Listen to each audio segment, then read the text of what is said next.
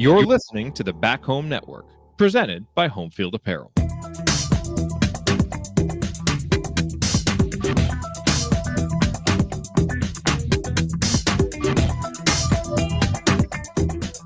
Welcome back to CrimsonCast. Galen Clavio, Scott Caulfield joining you. Happy May. It's May 2nd of 2025. We got through April, Scott.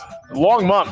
April was a long month. A lot happened in April, but only 30 days.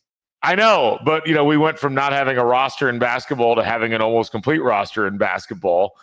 And yeah, we got Little Five. We got a bunch of other stuff with football, spring game. I mean, there was just a ton of things that happened. I went on a bourbon tasting with Mike Kadick and Sydney Parrish.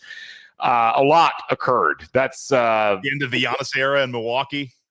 Yes. I was at Game 5, as were you.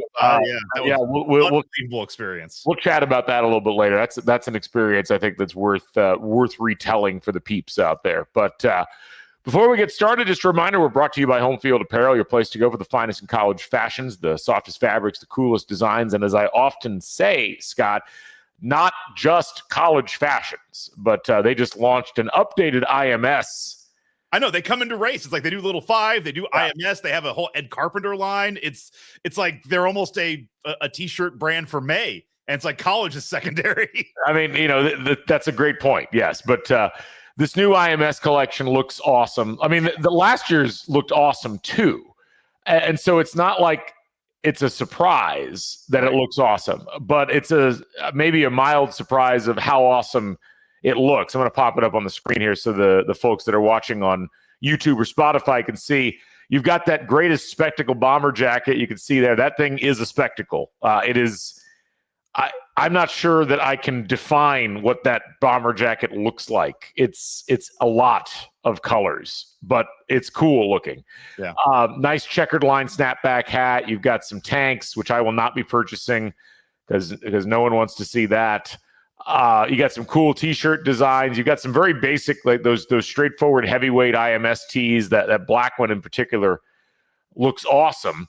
And just a bunch of other cool apparel as well, including another hoodie from Home Field Apparel, who I think is great wearing any of those at the track. It's funny. We're taking our friends and neighbors.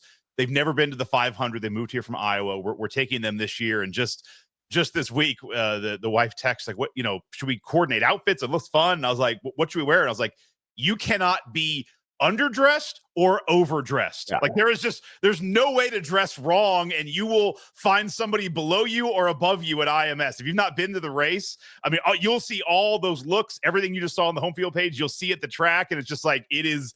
I'm like, wait till you get there, because you can't explain what you're going to see. When you create a medium-sized city in a day from a bunch of people from all over the place, they're going to look different from each other. As people in a regular city would look. But yes, the only thing that should really be dictating what you wear to the 500 is a combination of the weather and your own comfort level. And I just said wear comfortable shoes. Right. Like that's the only given. Everything else is like you could wear a bikini and you won't be underdressed, and you could wear a suit and somebody might have a better suit than you. Yeah. So go to homefieldapparel.com. You can get part of their new or the entire new collection. Use the code HOME23. Get 15% off your first order. Again, homefieldapparel.com, proud presenting sponsor of the Back Home Network. Also, just a reminder, we are on YouTube. Go subscribe. Just search Back Home Network on YouTube. We're getting ever closer to that 8,000 subscriber mark. We want to hit that over the summer as we get ready for football. You get live podcast notifications. You get uploaded podcast notifications like this one.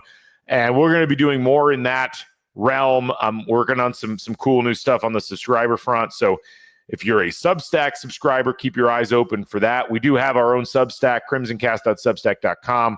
You can join for free, get emails delivered right to your inbox that have our podcasts or other materials in them. And we'll be adding some things to that mix here, hopefully, in the next few months.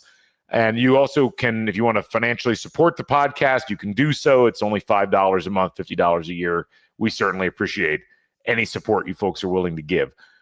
So, Scott, we put the bat signal out for questions from the audience on both the Back Home Network Discord and also on Twitter.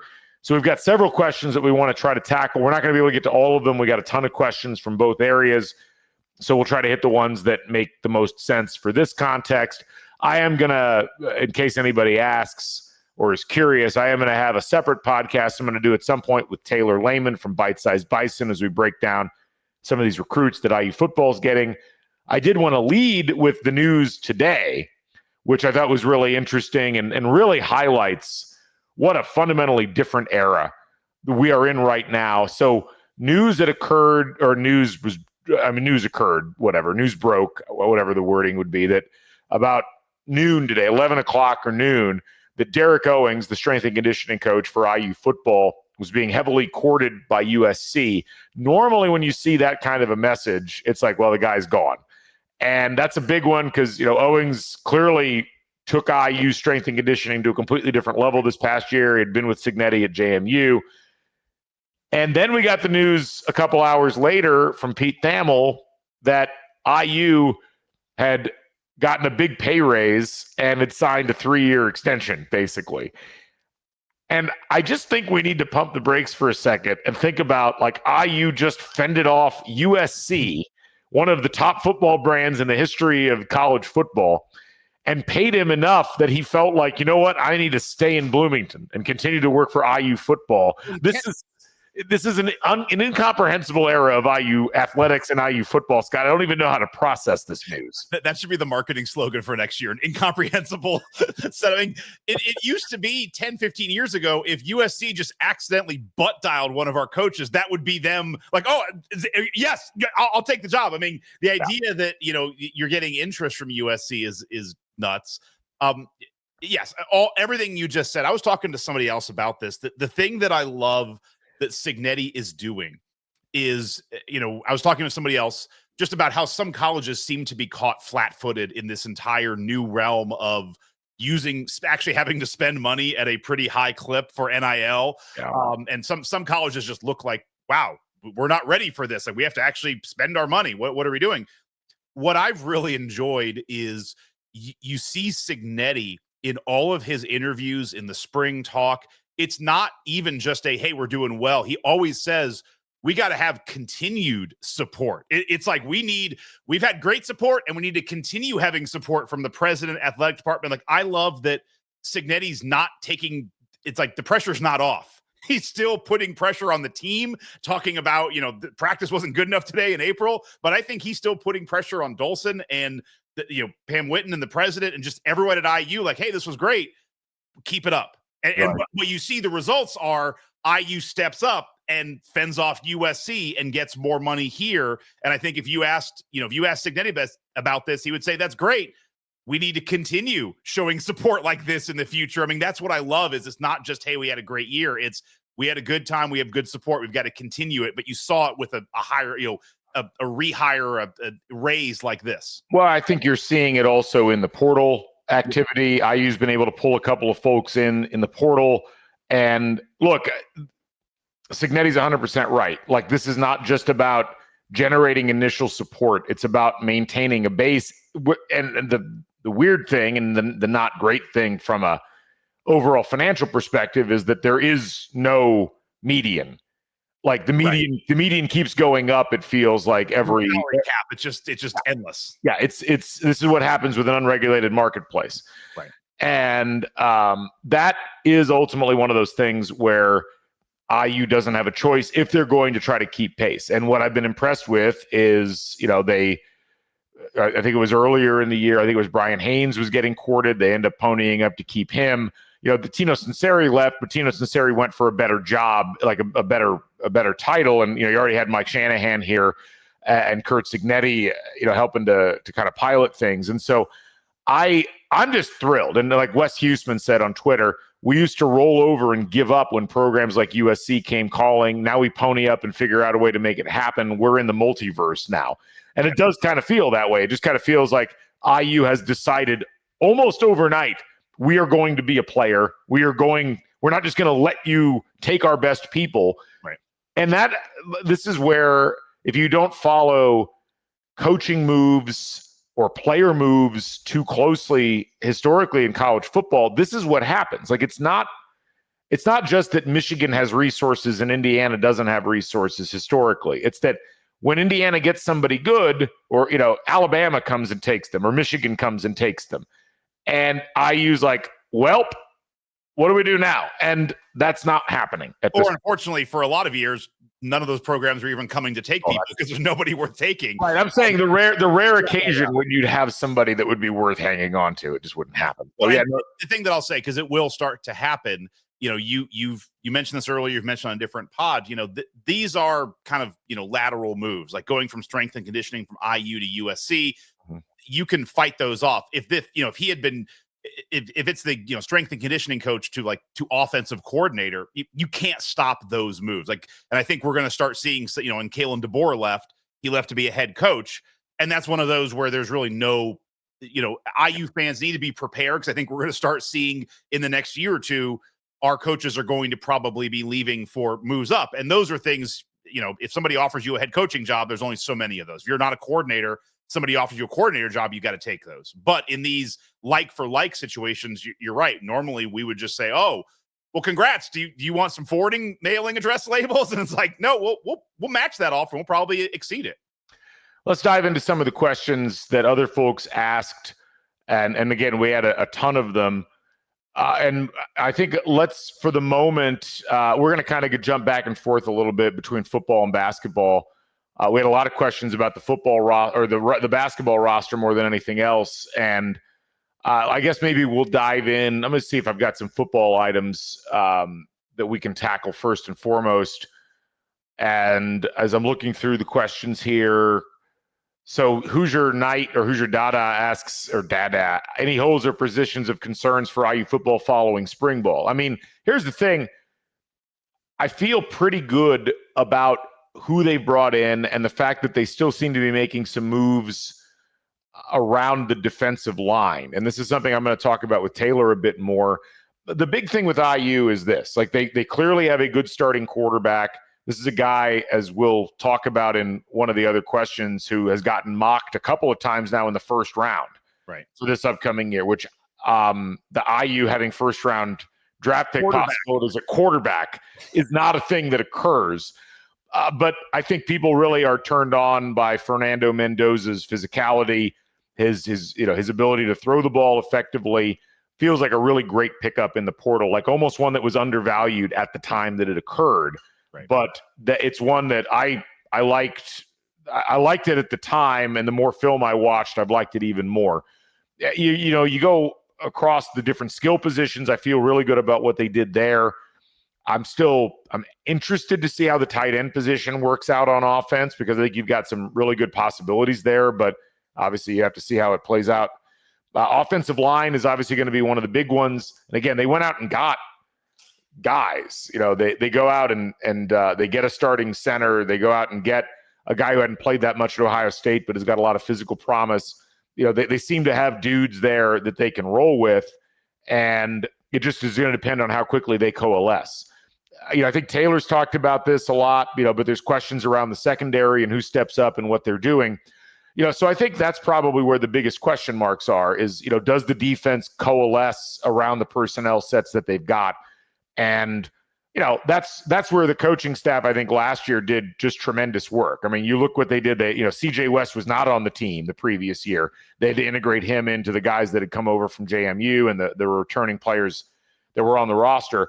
And they did a really good job of that. So I feel pretty good right now about where IU football is at in terms of where the roster is. Now, the caveat I'll throw in on that is that I don't think that you could really say for sure that this is a team that could repeat, 11-1 or do better. But that it may be a better roster, but it might have a slightly worse outcome simply because the schedule it looks, at least on paper right now, Scott, that it's going to be a harder schedule than last year. So I'm not really looking at anything and saying, well, there's a major concern there or there's a major concern there. But I like generally what they've done up to this point. And it's really just going to depend on how it meshes over the course of the rest of the summer and into fall ball. Yeah, no, I'm going to kind of leave this one for you and Taylor to go more in depth in. But I also, like you, the more I've dug into Mendoza, have been really, really intrigued, because watching the film from him on Cal, it's like he does a lot of RPO. He's just a little bit bigger, and seems to have a little bit of a bigger arm than Rourke did. And as we know, Rourke had a torn ACL the entire season. And I continually go back to, it just feels like if you are a coach and you know your quarterback has a torn ACL, you're probably throwing half your playbook out. Just like, well, we can't run that. Yeah. And so he was, we were already kind of one hand tied behind our back. So I'm excited that I'll let you pull it up. There was a couple of questions about football. One about like what we thought the attendance would be the first couple games. I was going to get to that second, but the next one I was going to get to from Hoosiers 7681. Where exactly is a fair / justifiable place for IU football fans' expectations to be for next season, given last year's blockbuster contrasted by the overall history of the program? Well-worded question there. So I think I said this when we first really started looking at the schedule in earnest after last year ended. I think right now it would be a big disappointment if the floor for the season wasn't 7 wins, just given the way that things lay out. I'm anticipating Indiana's probably going to win 8 or 9. I wouldn't be shocked if they went over that. I think it'll just require this team to continue to take leaps in ways that, they didn't even necessarily fully take last year. And I guess what I mean by that is if you look at the schedule, the tough games, the home game against Illinois, the game at Iowa, the game at Oregon, the game at Penn State, like those are all really challenging games, even for very, very good teams. And, for Indiana, I think the big question mark is going to be how much of last year transfers over and how much confidence does Indiana have going into these games, and how much, consistent contribution can they get from the new players? Can they do better in terms of their overall offensive efficiency? Can they do more in terms of, continue to make stops on defense and force turnovers and all the things that made last season so special for IU? There's no question that when you look back at what Indiana did last year, it was an amazing season, but it also was one of those seasons where things broke like exactly right. UCLA was worse than people thought that they would be. Maryland was worse than people thought they would be. Nebraska was worse than people thought they would be. Washington was about the same, maybe slightly worse. Michigan was certainly worse. And Indiana deserves credit for winning all of those games in the way that they did. But, I think relying on that to go into Iowa, where Indiana does not historically play well, or going into Penn State, where Indiana has never won a football game, might be a bridge too far. That said, if Indiana wins 8 or 9 games, as I've said over and over again, that is already like one of the top 5 most successful seasons in IU football history. And I've talked to a ton of IU football fans. A ton of IU football fans talk to me. I have not detected from anybody that they are concerned about an 8 or 9 win season. I think that would be a great baseline, and I think it's bonus on top of that. But Scott, where are you landing on this season so far?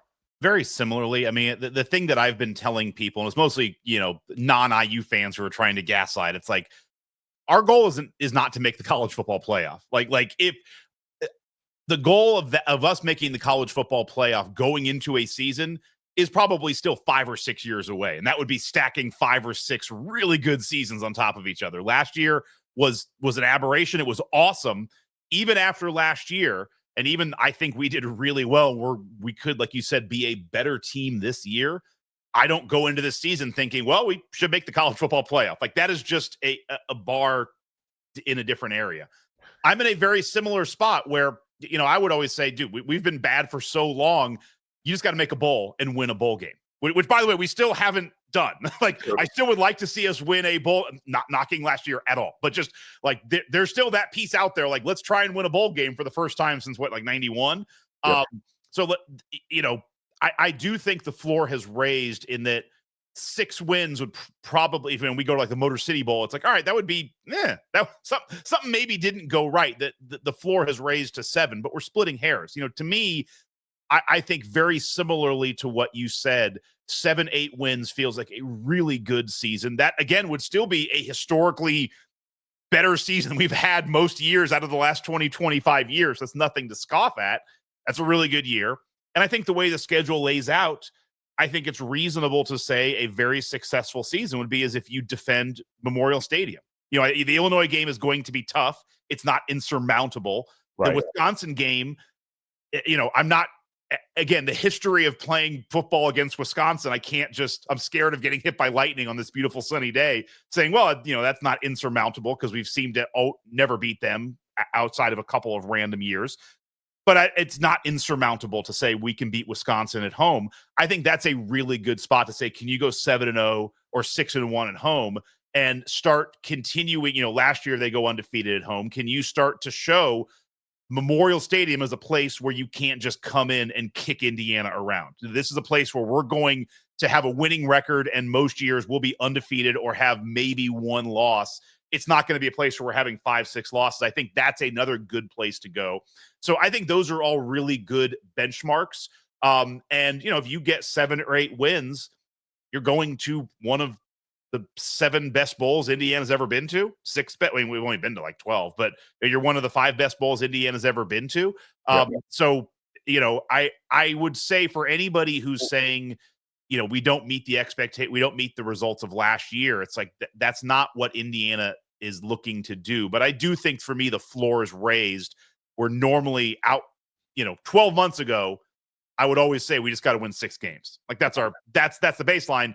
I think last year raised the floor to me to like, all right, we can go to 7.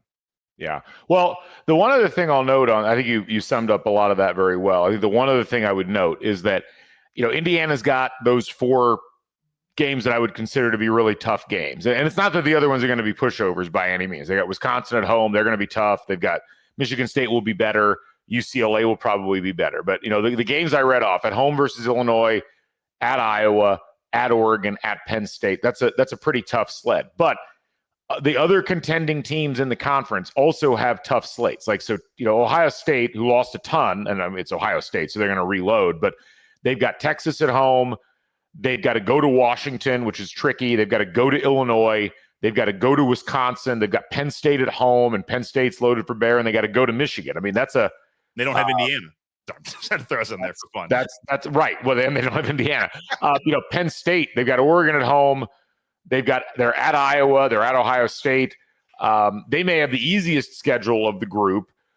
Illinois, who everybody's been, essentially shining for this entire offseason, they've got to go to Indiana, which is, I think, a tough game for Illinois, clearly. Ohio State at home.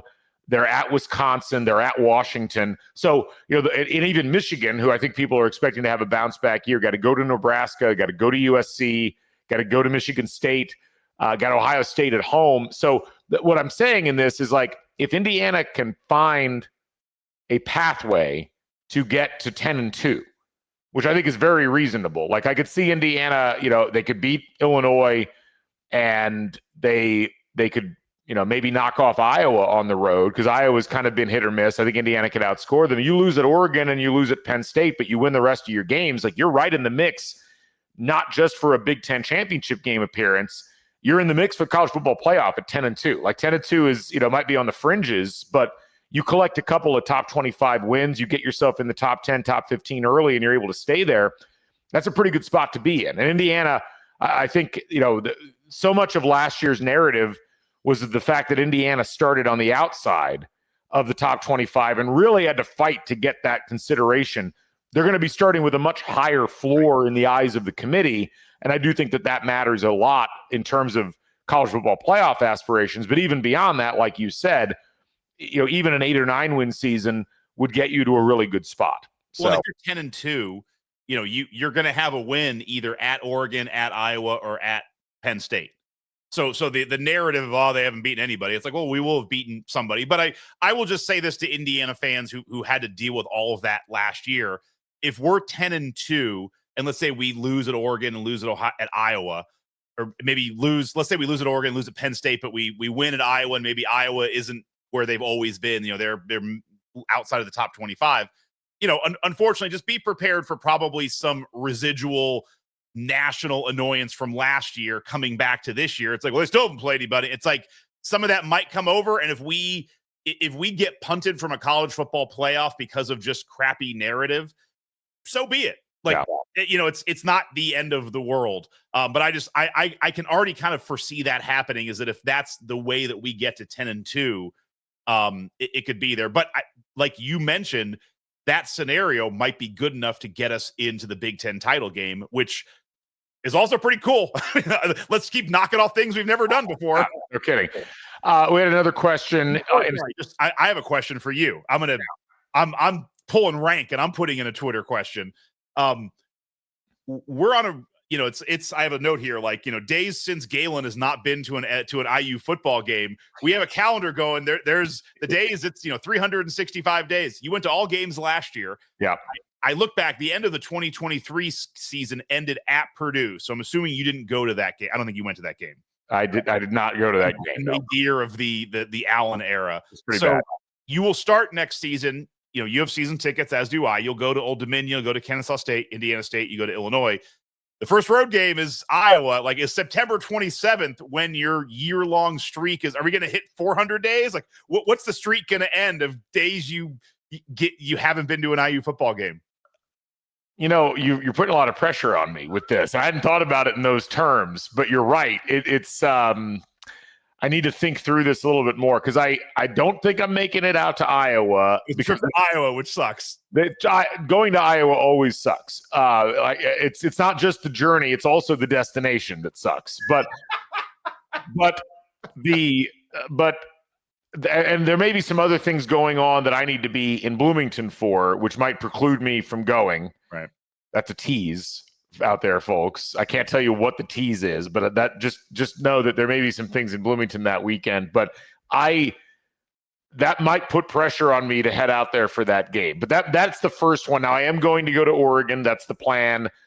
And then from there, you're looking at Michigan State, UCLA, your home. Those are home games. Then the next road game is that game at Maryland. Maryland's a tough sled. That's a tough place. You can fly there. You can't really drive there. You almost have to go to Maryland and then stay and kind of work your way back to hit State College. That would be tough with my job. But, the Penn State game's an interesting one because what's fascinating about that week is that Indiana plays at Penn State in football.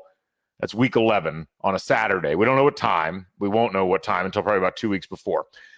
Then the next day, Indiana's in Chicago basketball playing Marquette at the United Center. So I am tempted to rent an RV or a Sprinter van and do the double, drive to State College, go to the football game, and then drive to Chicago and do the basketball game, and then come back to Bloomington. I don't think I'm actually going to do it, but I'm really contemplating it right now. Let me in on the planning for that, because you and I in college, we had the idea of ballparks across America. I think was what we called it. No, it was the Take Me Out to the Ballpark tour. Tour. Scott and I were both on the WIUS sports broadcasting staff, and we would just kind of sit around and BS during meetings, much to the consternation of Sean Bartel and Mike Petrie. About the ballparks. Yeah, but we had this idea, and this was in 1998, I want to say it was, where we wanted to rent a bus. It was a bus originally, and we were going to go visit all of the ballparks in Major League Baseball, which now, people do that all the time. Right. But at the time, it felt it was like road rules or whatever, for the sports scene. And we wanted to visit a bunch of parks we thought might close down relatively soon. Like Tiger Stadium was one that we wanted to hit. There were a couple of others. And we never wanted to go to Price is Right, too. I was like, we want to throw in a Price is Right visit. And honestly, it's one of the, we have a lot of younger listeners. If you're in college, do it. I don't have a lot of regrets in my life. I was like, dude, what did I do that summer that would be more memorable than that? That would have been. And it's like we get to be in your 40s. You have kids. Me doing that is off the table. Well, I think thinking back on it, our primary restraint is probably the reason why most college-age students don't do it, which is money. I had to get a job that summer. Yeah, so did I. I worked at a summer camp. Yeah, you can only give so much blood, and still drive with any level of effectiveness. So that could be take us out to the ballpark tour 2 duo. Right. Yeah, Penn State and Marquette. Anyway, all I'm saying is, if you go to Oregon and then your home Michigan State, UCLA, to go to having the whole of Iowa there, just a big hole. No Galen. Let's not. Nothing's decided yet. Let's just put it that way. Okay, nothing's decided yet. Question from another question on Twitter. Yeah. What do you anticipate the attendance being for the first 3 IU football games? I'd imagine it's much higher than last year's non-con, but are we talking 60% full, 90% full? You know, here's the thing. I think the attendance is going to be significantly higher, for those first 3 games, because I think Cignetti is going to wave his magic wand and get people out, and people want to view. So like last year, people want to see this team. Last year, the official attendance for those first 3 games, which you can only trust to a small degree, I know, but it was 44,150 for the FIU game. It was 39,082 for the Western Illinois game. And then for the Charlotte game, which was a blazing hot day, if you will recall, it was 43,109. And we were kind of wondering if anybody was going to show up. And then they showed up for the Maryland game, which had some weather issues, obviously. You had some remnants of a tropical storm that were blowing through at that point. But that had 48,000. And from there, Indiana sold out all the remaining games. I will be surprised if the first game of the season, which is the Old Dominion game, if that doesn't have close to 50,000 people. I don't know if it'll be a complete sellout. I think there's going to be a ton of things. There's already a ton of things I know about that people are going to want to be in the stands for that game. And so I think that that's going to draw a lot of people. Hopefully it's an evening game. It'd be nice to not have something in the blazing sun on August 30th. I think Kennesaw State will probably also be pretty well attended. That's Labor Day weekend. So that's always an interesting one, just in terms of people going on vacation. I could see it dipping a bit for Indiana State because it's week 3. And then back in earnest for that Illinois game. That Illinois game is going to be a sellout. But I wouldn't be shocked if all those games were in the 46 to 50,000 range, which we haven't had a lot of games in early September against that level of competition get up to that mark. I mean, you go back not last year, 2 years ago, that opener against Ohio State drew 50,050, but it was Ohio State. And then it was back to 42,000 when Indiana played Indiana State the following day. So I do think there'll be a lot of people, though, a lot more than we're used to seeing, just because there's going to be so much excitement about the team. And I think tickets will be a little more affordable for people. I agree with all of that. I think the other thing that you have in play is, you go back and look at last season, the games against FIU, Western Illinois, and Charlotte, kind of the 3 gimme or non-Big Ten games. We won them, but the scores were 31-7, 77-3, 52-14. I mean, just ass kickings across the board. I remember us having the pod after Western Illinois where it's like, that's just fun. And we don't get to do that a lot. It's like, it's fun watching our team go and just kick somebody out versus 2023. We played Akron and we won in quadruple overtime, 29-27, where it's like, games like that is when people are like, ugh, do I want to go watch Indiana almost lose to Kennesaw State? If they have a tough time against Old Dominion, that's not going to happen. Like, Cignetti has shown that he's going to take these games seriously and that he's going to come out and we're probably going to lay the smack down to Old Dominion, Kennesaw State, and Indiana State. And that's going to get its own level of excitement. It's like, oh, wow, this is kind of fun to watch IU score 5 touchdowns. So I agree with you on those numbers. But it's all leading up to that Illinois game is going to be awesome. It should be, I'm pretty sure Illinois, I don't have their schedule in front. I think they have a pretty easy road into that game as well. That should be 2 top 20 or 25 teams. It's leading up to kind of a very early Big Ten matchup. That could honestly be another big noon Saturday. Just like keep stacking those up. But I think that alone, knowing that's kind of on the way. Like, I remember this a long time ago, the year we played Michigan and we were 4-0 and they were 4-0. It was like the Ben Chappell year. There was excitement building up in the games leading up to it. It's like, oh, we just got to keep winning. And like, that Michigan game is going to be big. I think you'll see something similar with Kennesaw State and Indiana State, where you see the crowd start to grow. Cause it's like, all right, I want to start getting my feel for this team because we got a real one coming up on September 20th. Yeah. I mean, I just think the vibe will be really good, and I think it'll stay that way until people feel like they don't have a reason for the vibe to be good anymore. But I don't anticipate that being that big of an issue, at least not in the short term. So let's jump to some other questions, as again we had a ton of them across the board. So let's jump over to basketball, as we had a ton of questions there. So we had a question From Robbie Malcolmson, could the summer trip for the men's basketball team to play overseas help with building early team chemistry? And the rumor is, I think, somewhere in the Caribbean. Yes. I mean, the question is absolutely yes. And I think, we've seen Indiana do trips every now and again. You can only, under the current NCAA rules, you can only do a certain number, or like you do one and then you have to wait a couple years before you can do another one. But I think for IU, it's going to be really, really important that they get one of these under their belt, and the guys can learn how to play with each other in an actual game setting. You can do informal, games.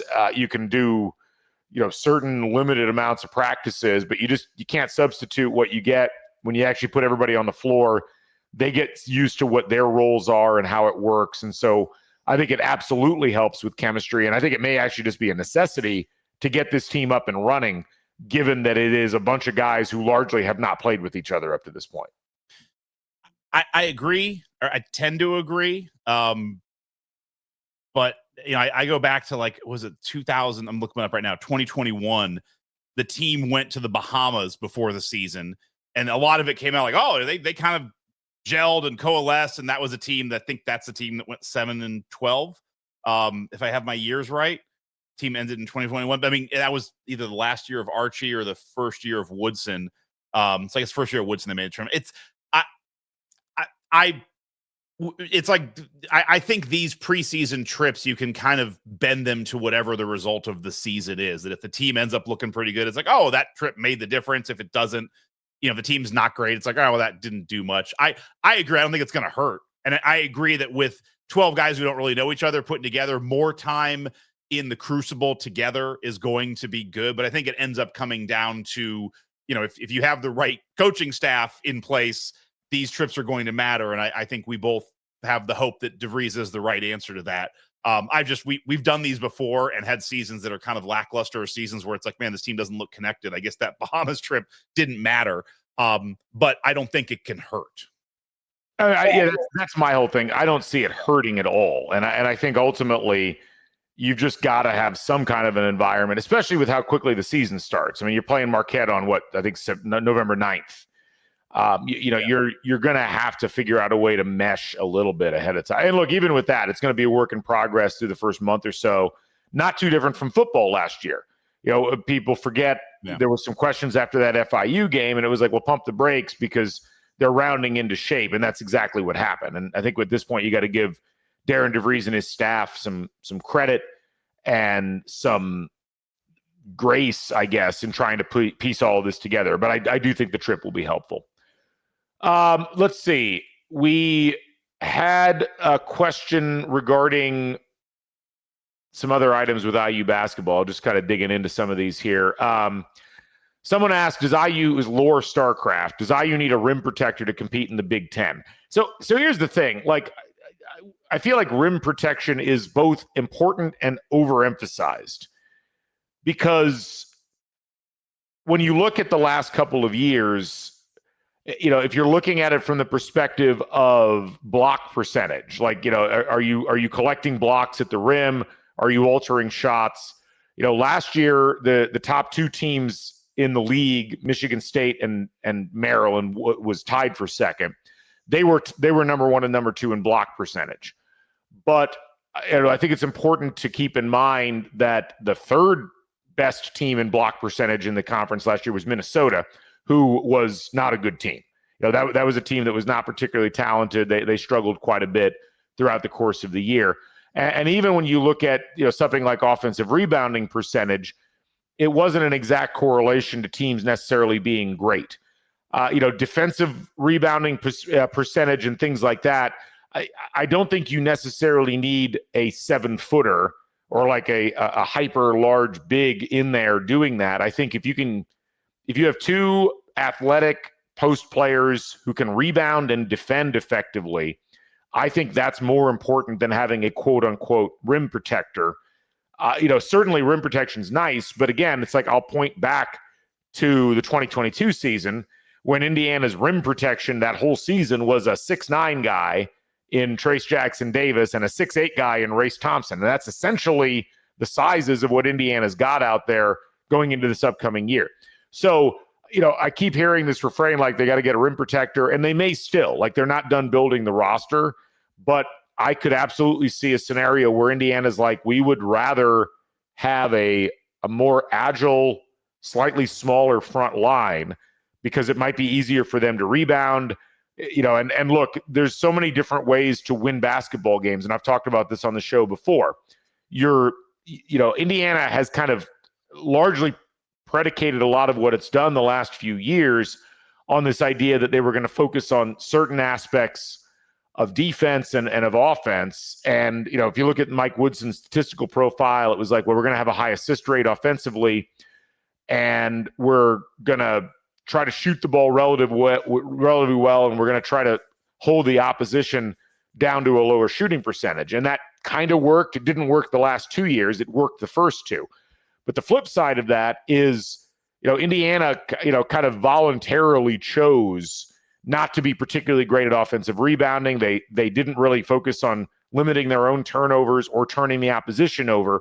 Those are just as important ways to win if you look at the four factors of basketball and what contributes statistically to victory. So, look, there's still time to add to the roster. I'm still interested to see if they add somebody else. But if the roster that they have now is what they go in with primarily, I think you can be a very successful team in the conference with that type of a roster if you've got the right system and you're coaching it properly.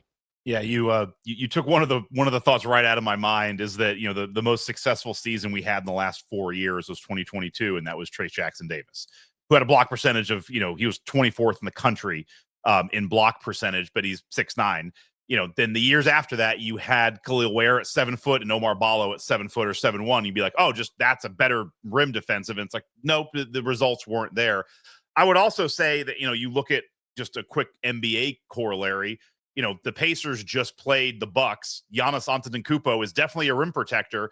But I think this is something that you see with the way that Indiana basketball is putting, IU college basketball is putting their roster together, is similar in a way to what the Pacers are doing. Is that the last couple of years, the Pacers have been fun because they're using offense as defense. And what I mean by that is their offense scores very, very high points per possession, and they're also very efficient, don't turn the ball over. So, it's like they're playing the Bucks, like, great, we're going to hit a 3, you hit a 2. Great, we're going to hit a 2, you're going to turn it over. Great, we're going to hit a 2, you're going to turn it over. We're going to hit a 3, you're going to hit a 2. Suddenly you're down 6 points. The Bucks are down 6 points. And it's like, we now have to do way more on offense, not because the Pacers defense is awesome. It's just the Pacers offense is so efficient and scores at a high clip that it puts a lot of pressure on the other team's offense. And I think the way that DeVries has been building this roster, scoring is at a premium and shooting is at a premium.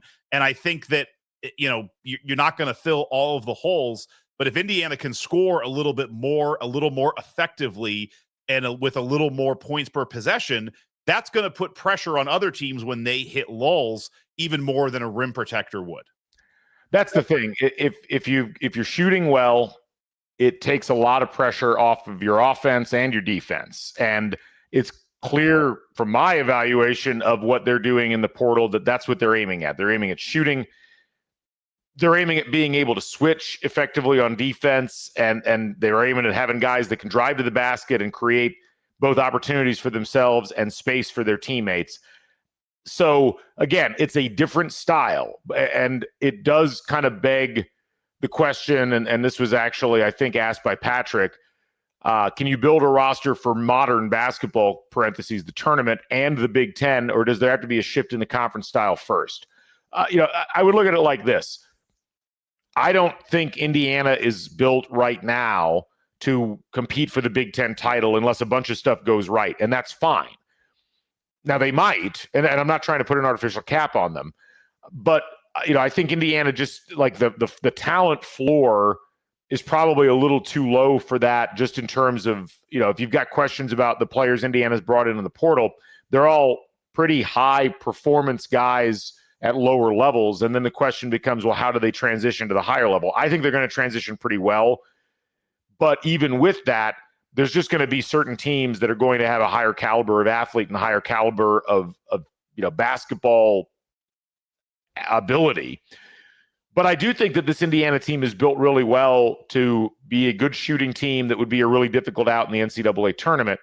And then it's really just about matchups. So I think that, there are circumstances where you can compete and do both. I think it's frankly what John Beilein did the best at Michigan was he figured out a way to kind of have it where he could be a competitive team in the Big Ten, but could still compete in the NCAA tournament.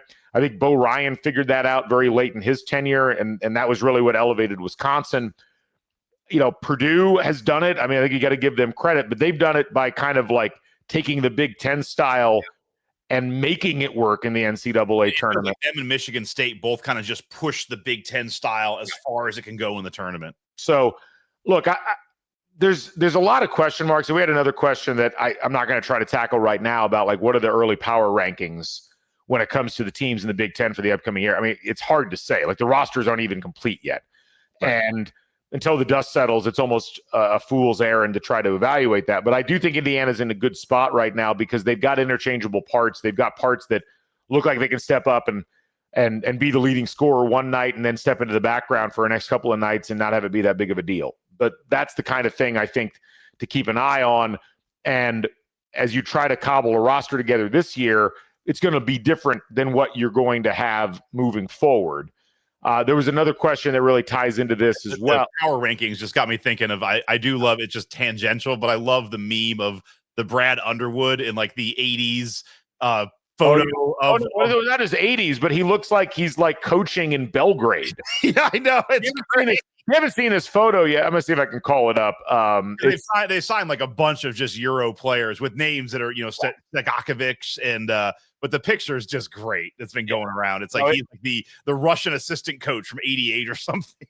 Yeah, it's pretty remarkable how I always appreciate when we get coaches. I think I found it here. Here we go. Let me call this up real quick. Know their like they know what they like. Well, not just that, but I like coaches that will go along. There we go. That's just a great photo right there for those of you who are watching on YouTube or Spotify. I mean, a little John C. Reilly. It's like I think that looks like John C. Reilly's next role. Yeah. See, people thought this was AI. That's actually what Illinois' campus looks like. I mean, if you've been, you know exactly what I'm talking about. Champaign or Urbana. Right. Well, they're both depressing would be what I would say. But no, look, there's going to be a lot of teams in the mix. But like this year's a great example. Like, I don't know that anybody would have guessed that the particular mix of teams that were good played the way that they played this year. And you also had teams like Oregon that were just hot and cold all year. And they'd win a game, you'd be like, wow, that's incredible. And then they'd lose by 20 at home to Illinois. And it's like, what? And this goes into, for IU, like you're building a team, it's tough to project. It's also tough to get too concerned about what you see on paper. Because to your point, this year Rutgers should have been awesome. It's like 2 top 5 picks in the draft. Like that's awesome. Every team would take that. It's like, well, but maybe they're going to suck. We had another question from the Discord. This is from Camera26. Would love your perspective on the perfect mix between portal and high school recruits going forward. How should someone like DeVries handle that, especially in a basketball-rich state like Indiana versus Pitino's comments on not worrying about high school recruiting? So I don't think anybody really knows what the best approach is here. Yeah. Then let me try to explain it this way. Like there are going to be some surefire freshmen that you're going to want to bring in. But the problem that I think you're going to run into with high school recruiting is in order to look at what Indiana's done. Like most of the players that they've brought in the portal they have 1 year left. They might have 2 years left. There's not very many players with multiple years of eligibility that are going to be on the roster. Trent Sisley being one of them, obviously, as the lone incoming recruit as of right now. So the question is less about, well, what's the balance of high school recruiting and portal acquisition, and more, let's say you go get 2 or 3 really good high school players. What are you going to tell them? Hey, come here, but you're not as good as the upper class players that we have brought in, so you're going to sit. Are they going to be like, wow, coach, that sounds great? Now, maybe with NIL in a different way and maybe with some more ironclad contracts, they'd be willing to do that. But a lot of those players would be like, well, why don't I just go play at another major school that's lower down in the pecking order, get a year of training, and then figure out who wants me the following year? Because the flip side is you could go be a freshman somewhere. Think of all the freshmen that Indiana have had over the course of the last 5 or 6 seasons that didn't pan out and transferred either eventually or immediately. You can just, you go through the rosters. I'll skip this past year's roster because it's not really a fair one to think about. But look at the roster last year and the guys who were high school recruits that Indiana brought in. So you had Gabe Cupps, who's gone, Caleb Banks, gone, CJ Gunn, gone, Mackenzie Mbako, now gone, although you got 2 good years out of him.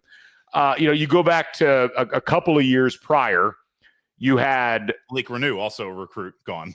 Well, right. But that's a different category. I think the renew, what I'm talking about is not the guys that can come in and start right away, but the guys who are growers. The Jordan Geronimo is an example of that type of player. Like, are you going to roll the dice on a guy like Jordan Geronimo that is a developmental player? Or are you going to be like, maybe go play at Iona for a year and then we'll see where things land? So that's where I don't really know what the balance is going to be for a school like Indiana, which the expectation is going to be that Indiana is going to be back up to a level where they're competing for, at the very least, single-digit seeds in the NCAA tournament under the DeVries era, and hopefully a lot more than that.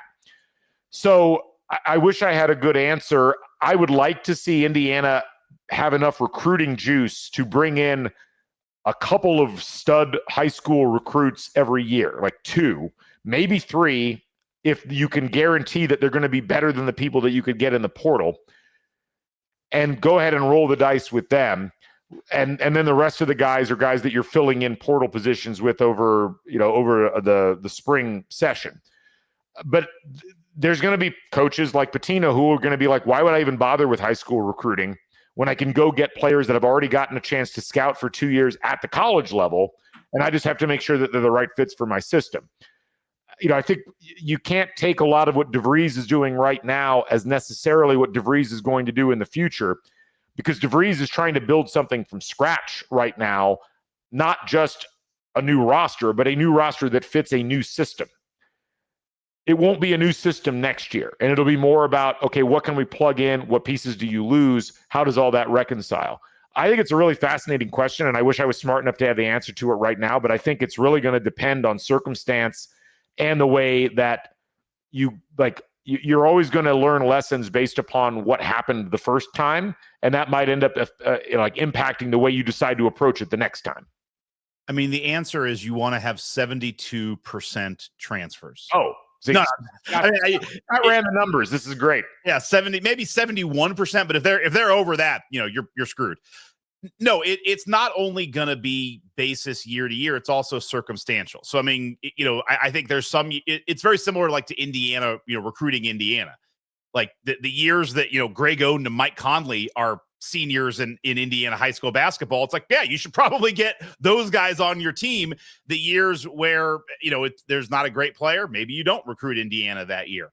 I think, again, this is a very circumstantial year for DeVries. He's doing what he has to do. To me, I think the answer is I don't think the answer is going to be all one way or all the other way. Like, I think the coaches who are kind of, eschewing the transfer portal, like, we're doing this straight the old way with nothing but recruits, I think they're going to struggle for a lot of the reasons we talked about. It's like, it's just tough to know, what you're getting with high school recruits.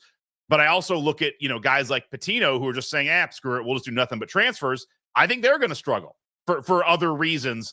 I think it's always going to be best to have a mix, but I think that mix alchemy is going to change every year based on who are the recruits you're getting. Is your recruiting base, are there a lot of 5-stars that year that you're in the mix for? Then maybe that's a year you go heavy recruiting.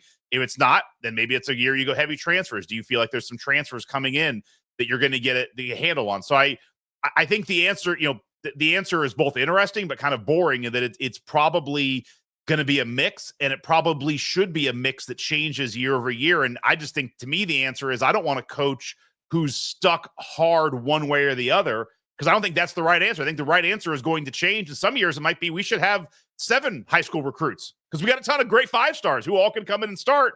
And then some years, maybe we go nothing but portal because we have no good recruits coming in. And I think you have, if anything, you're seeing now, you need coaches who are flexible and not so tied to a system or a viewpoint but I want my coach to be flexible and basically to build the team the way that they're going to get the best players on that team, or the best players that fit what they're trying to do with that team, I should say. No, I think that's reasonable. And again, it's going to be very situational. And I think that's ultimately what it comes down to. Like, even Duke relied on a couple of transfers from elsewhere this year. I mean, Sion James had been at Tulane.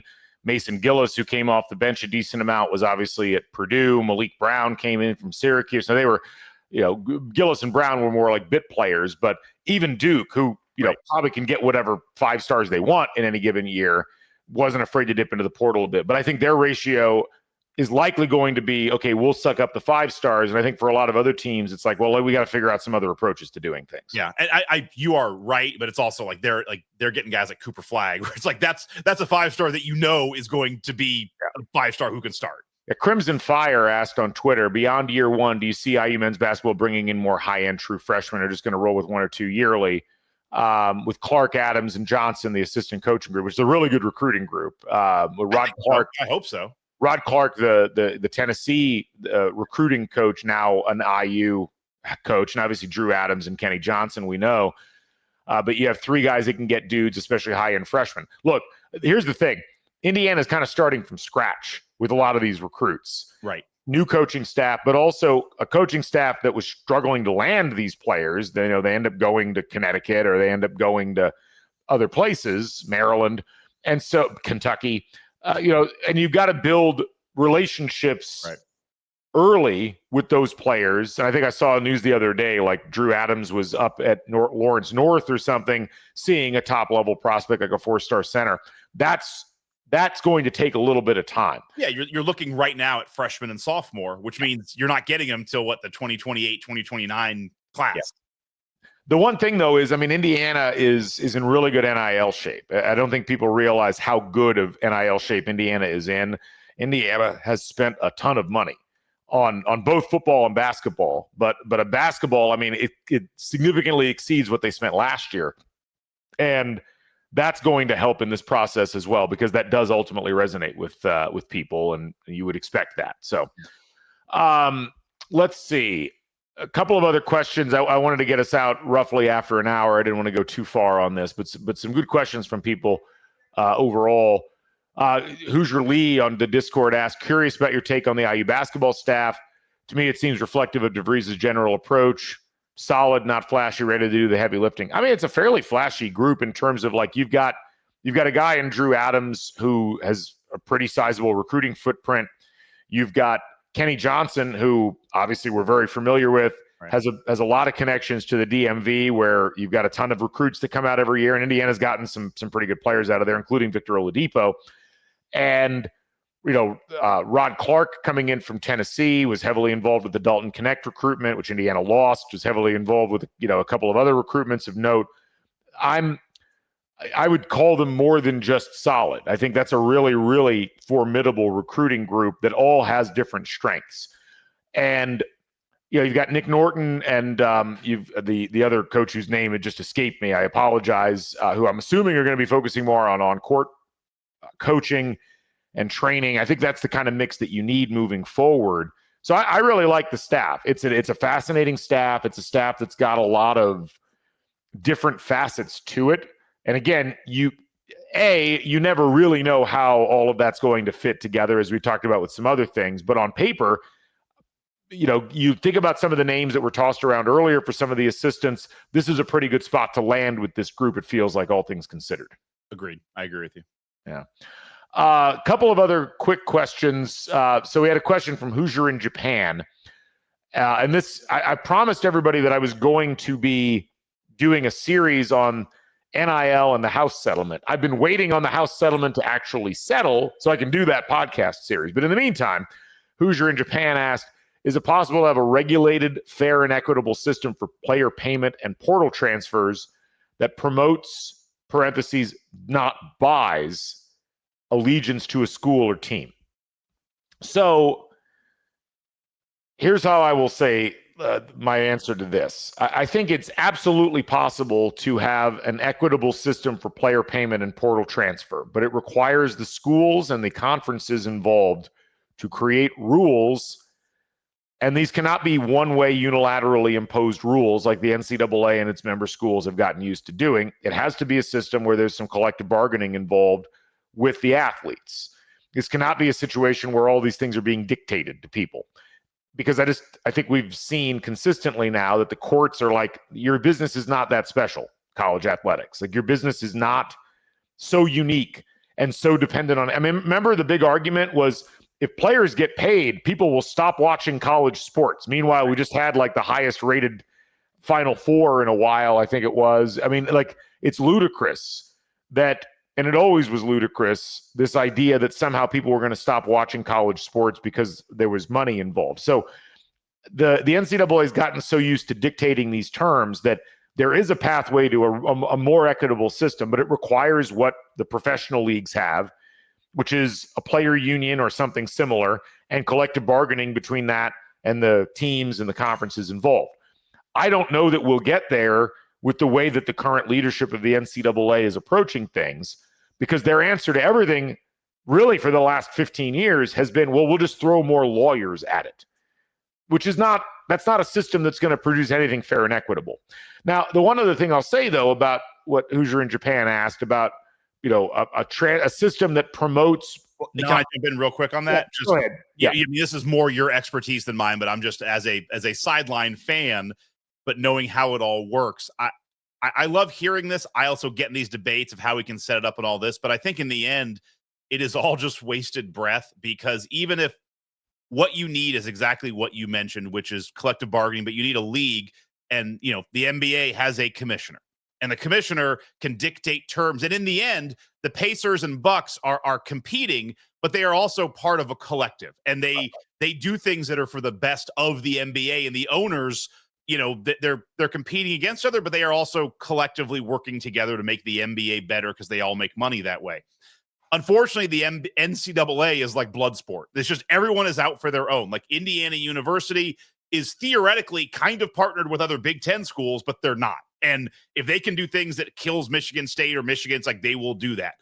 The conferences are theoretically working together for the collective good of the NCAA, but they're not. And if the Big Ten can rip out schools from the Pac-12, they will do it in an instant. And then suddenly those schools are now in the Big Ten, and they're blood sporting against these other schools. And they're just, and then, you know, you also have, you know, as you've mentioned many times, you have the TV partners, which are in their own battles between each other, using schools as proxies to fight their own battles. And a lot of times they're the ones pulling the strings.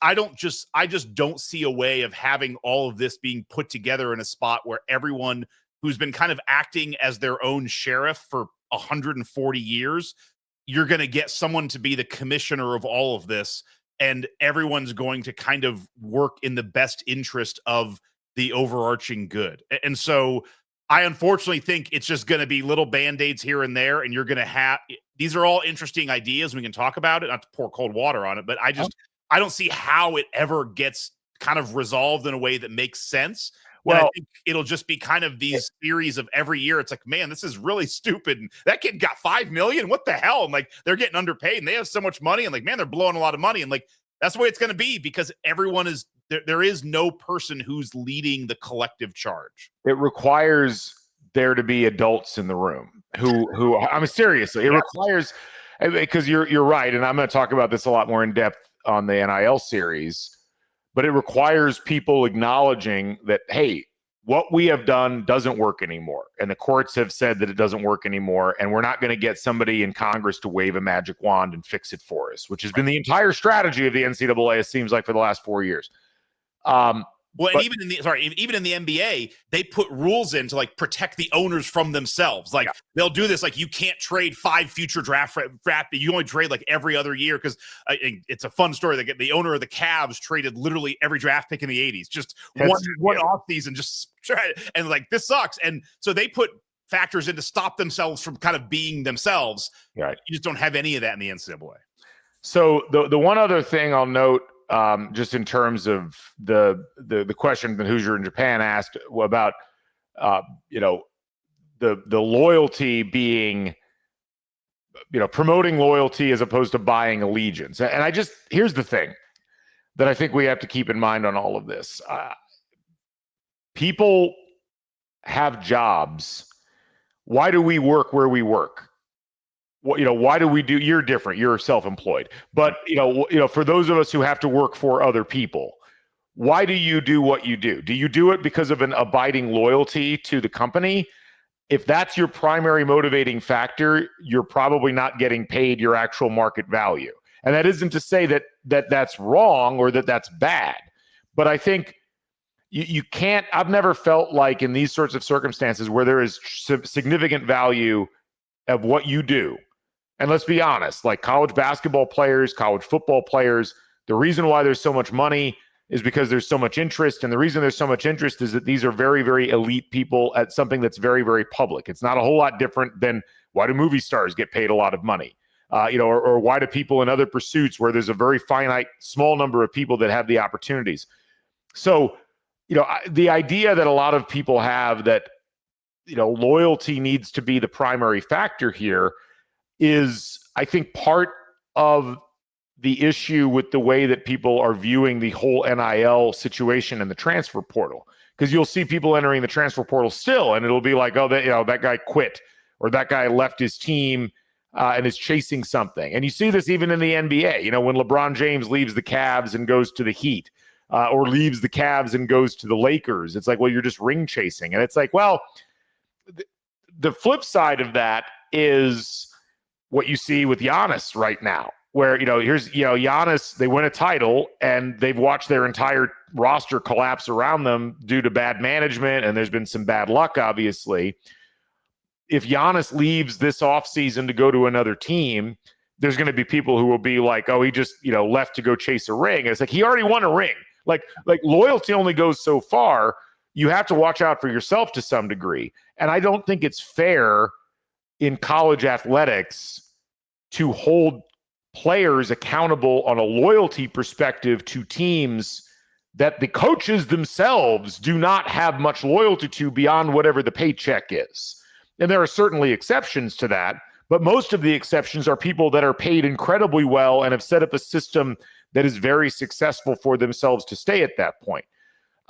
So this is where I do think as we go into this era, we don't like if a regular college student decides after a year of going to Indiana that they don't want to go there anymore and they want to transfer to Butler or Ball State or Iowa or something like that. We're not like, well, gosh, where's your allegiance? Where's your allegiance? And we're just like, well, okay, they went somewhere else. It wasn't for them. But we have this psychological issue with sports where we feel like the athletes owe the fans something above and beyond what we would expect out of any other employee. And I just don't think that that's healthy, because I don't think it's realistic. And I think ultimately it's a two-way street. We want players to be loyal and have unbought allegiance to schools. And yet the schools will get rid of a player at the drop of a hat if they're not good enough. It's not a 4-year scholarship. Right. So that's where the question's a really good one, but it's like a two-part question and both parts are really complicated. Because if I'm a player and I'm looking at this current system, it's like, what exactly am I supposed to be loyal to? Look at all the coaching movement that happened in the offseason this year. There's so much going on that I don't even know with a collective bargaining system. Like you would still be buying allegiance at that point, because what you would be doing is you would be signing a contract and you would be saying, I'm staying here for 2 years or 3 years or however long, which would actually be better for the player than the system that existed before, like you just said, which is one where it's 1 year renewable, but it could be not renewed for whatever reason. That's the thing I think people have to understand is like, this is not players suddenly getting disloyal because they're greedy. It's players seeking out their market value because now they have the chance to do so for the first time.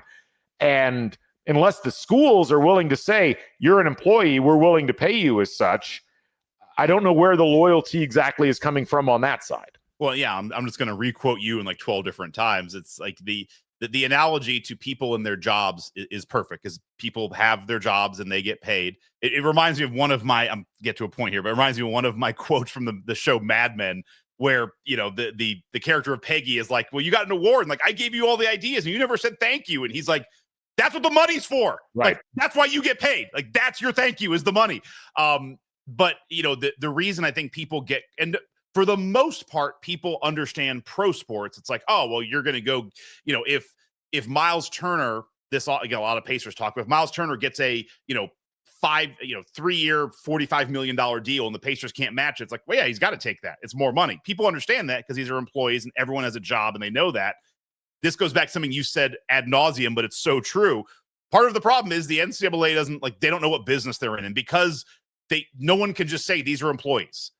It's like, they're student athletes and they're doing it for when you start talking about all the things that I think fans forget the connection to employees, like, well, they should have allegiance but they shouldn't. If you're just like, oh, these are employees. These are guys who work for IU, just like, Tyrese Halliburton. I'm sure he likes the Pacers, but he also gets paid by the Pacers and he's an employee of the Pacers. I think that because nobody can just come out and say they're employees, when you start talking in all of these other terms, I think that's where it gets mixed up. But if you look at them just as employees, everyone understands, like, yeah, you're doing it for the money and you have allegiance. Some people probably like here. It's like some students love going there and love the university, and most people who play for it, they probably care about it. But in the end, it's still transactional. Good place to stop. We'll obviously have a lot more on this. We're waiting for more. There's a thing today where I guess Donald Trump met with Nick Saban and now is talking about an executive order about who knows about college pay for athletes. Bill Simmons could finally get his sports czar job. Amazing. Wow. So a lot to talk about with this as we move forward. And a lot of other questions that we couldn't get to, which we will get to again at some point in the near future. We will have more podcasts coming. Schedules are starting to settle down a little bit. We're into May, a little lighter time, but we got plenty to talk about here. So be sure to keep tuning in to the Back Home Network. Be sure to subscribe to us here on CrimsonCast, and we'll go ahead and wrap things up. Scott, it's always a pleasure. Great to talk to you on a Friday afternoon, and I hope you have a good rest of the weekend. You too, man. All right. Thanks for watching or listening to CrimsonCast, or both. We will catch you folks on the flip side. Stay never daunted. Bring back the Bison. And just remember, folks, we got the Indy 500 at the end of the month. Always the best month of the year.